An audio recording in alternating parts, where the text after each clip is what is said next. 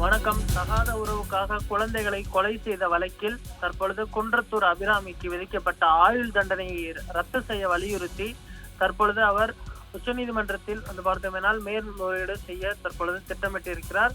குற்றவாளிகள் அபிராமி, மீனாட்சி சுந்தரத்திற்கு சாகுமறை சிறை தண்டனை விதித்து காஞ்சிபுரம் மகளிர் நீதிமன்றமானது உத்தரவு பிறப்பித்திருந்தது.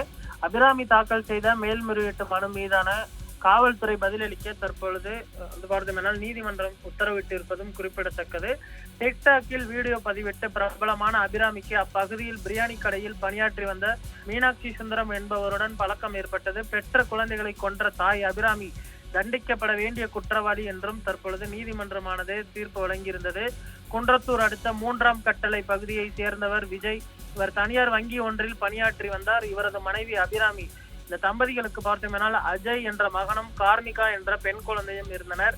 டிக்டாக்கில் வீடியோ பதிவிட்ட பிரபலமான அபிராமிக்கு அப்பகுதியில் பிரியாணி கடையில் பணியாற்றி வந்த மீனாட்சி சுந்தரம் என்பவருடன் பழக்கம் ஏற்பட்டது. இந்த பழக்கம் நாளடைவில் கள்ளக்காதலாக மாறியது. இவர்களது கள்ளக்காதல் விவகாரம் கணவரான விஜய்க்கு தெரியவர். அவர் கண்டித்துள்ளார். இதனால் இருவருக்கும் இடையே தகராறு ஏற்பட்டு வந்துள்ளது. இதனால் ஆத்திரமடைந்த அபிராமி சுந்தரத்துடன் சேர்ந்து வாழ முடிவெடுத்து இதற்கு தடையாக உள்ள கணவன் மற்றும் குழந்தைகளை கொலை செய்ய முடிவு செய்தார்.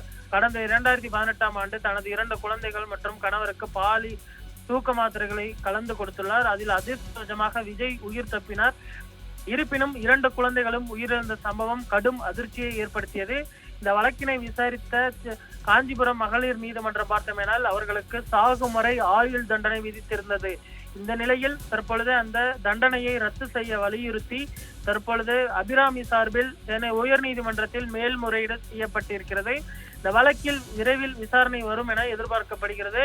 தனக்கு பார்த்தோமேனால் வயதான பெற்றோர்கள் இருப்பதனால் அவர்களை கவனித்துக் கொள்ள வேண்டும் என்றும் எனக்கு விதிக்கப்பட்ட தண்டனையை ரத்து செய்ய வேண்டும் அல்லது குறைக்க வேண்டும் என்றும் தற்பொழுது அவர் உயர் நீதிமன்றத்தில் மேல்முறையீடு செய்வார் என எதிர்பார்க்கப்படுகிறது.